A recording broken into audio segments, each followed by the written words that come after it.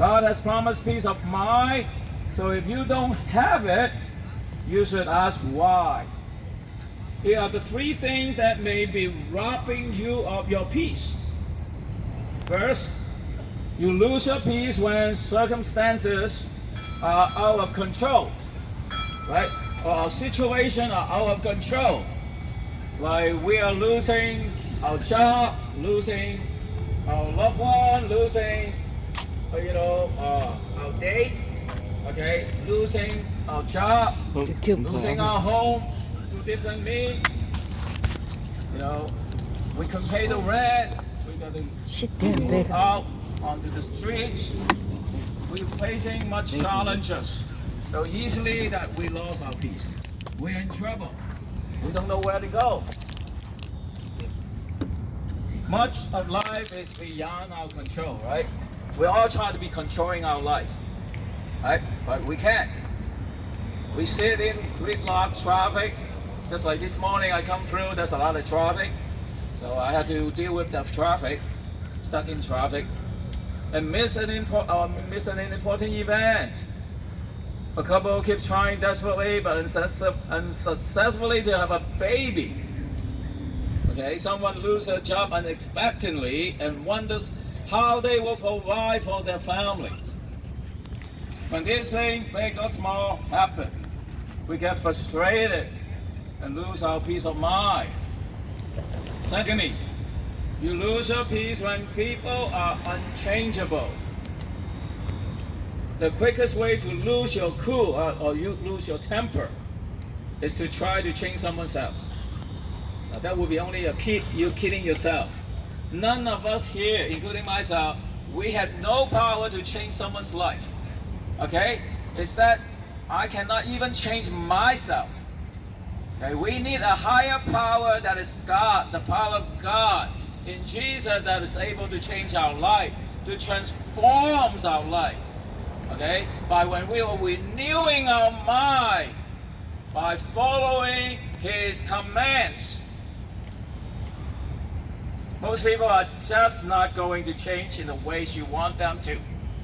My wife tried to change me for many years. Hey Raymond, go do this, try to change me. And then the next time I keep doing it again. And she is upset with me. You never listen to me. You're not respecting me, you're not loving me. Okay. I'll say, and now I say, oh sorry dear. And then guess what happened? Next time I'll do it again. And she get keep upset. See, she can't change me. But then when I ask God to help me, say, God, I don't want to offend my wife anymore. I want to respect her, loving her, to be kind to her. So I will do exactly what she expects, what she wants. Okay. So make sure when I go outside, I wear a different pair of shoes. Never bring in a pair of dirty shoes in the home. Okay. So I have improved. Okay. Sometimes I still forget. You see, it's very hard. Okay, to change one's behavior, especially when you are in addictions of some sort, right? Alcohol, smoking, drugs, okay, sex, whatever, or gambling. A lot of people, because they have these deadly addictive habits, guess what happens? They lose everything. Lose everything. A lot of, shop owners, they could have already have a lot, but they just couldn't be satisfied with the wealth they already acquired. So they went to Las Vegas, Reno, or right now we're casinos all over the Bay Area. Before it's illegal, now it's all everywhere. People go there and spend their money, and guess what happened? They lose everything. The wife lived them, the kids lived them, everyone lived them. So is that the life that you want?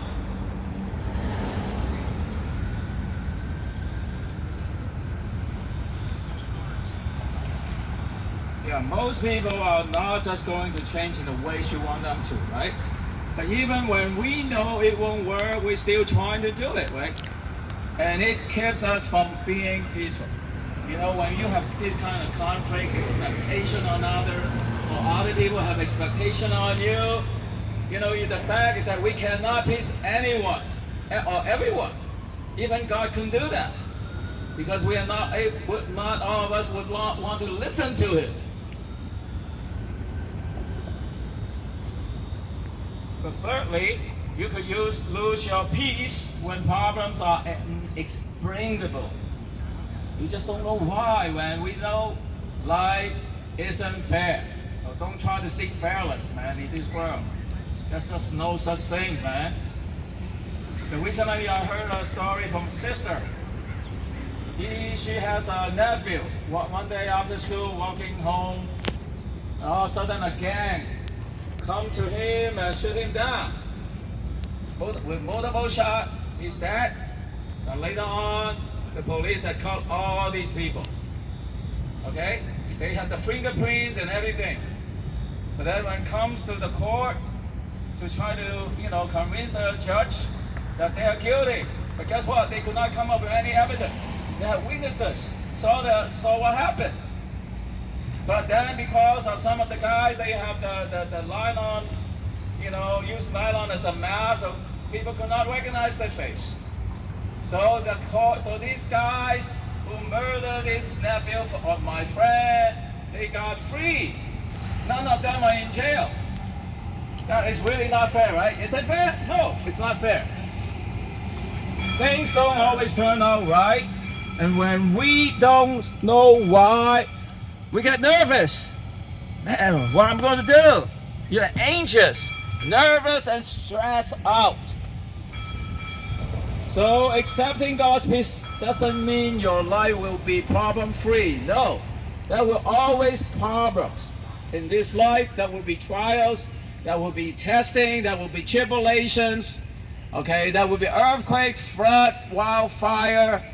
As we heard the news, wars going on, rumor of wars. People are just not getting along. Now we have gang looting. Okay, organized crime. Going to any shop, they just go in there and rob everything out of that store. And the police would come. How long would they come to try to catch those guys? They wait until 9 hours later. The cop don't even want to show up. You see, that's kind of world we're living in right now in America. But of course, other part of the world, the situation is not better either. Don't think China right now, oh yeah, is one of the safest country to live. They sure do have their own problem too. There's always those criminal-minded people, okay, try to take advantage of people. There's a lot of scammer out there. Recently, I also heard this story. There's a crooked preacher in Mexico. No offense, okay, but that's true. There are many crooked pastors, even in Hong Kong. Okay? They had robbed $50 million. A group of so-called pastors. They robbed $50 million from a school that they have started for a long time. And they took the money and threw out and run away. And this Mexico, and go back to this story about the Mexico pastor. He said, I heard God commanded me to assign me to be what?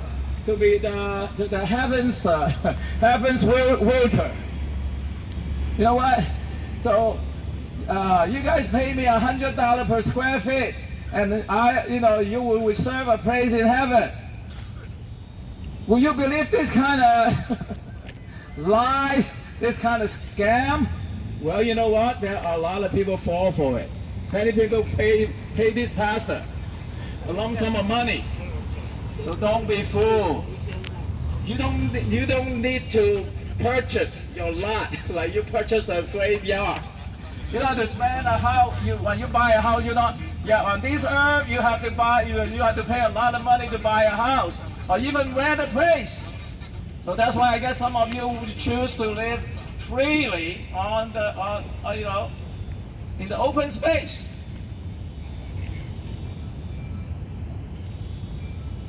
Heaven, I tell you, Jesus said in John 14, I go to prepare a place for you. It's a mansions, not just a tiny houses. There's a big places for each one of us. So long we trust in Jesus, in His name, you shall be saved.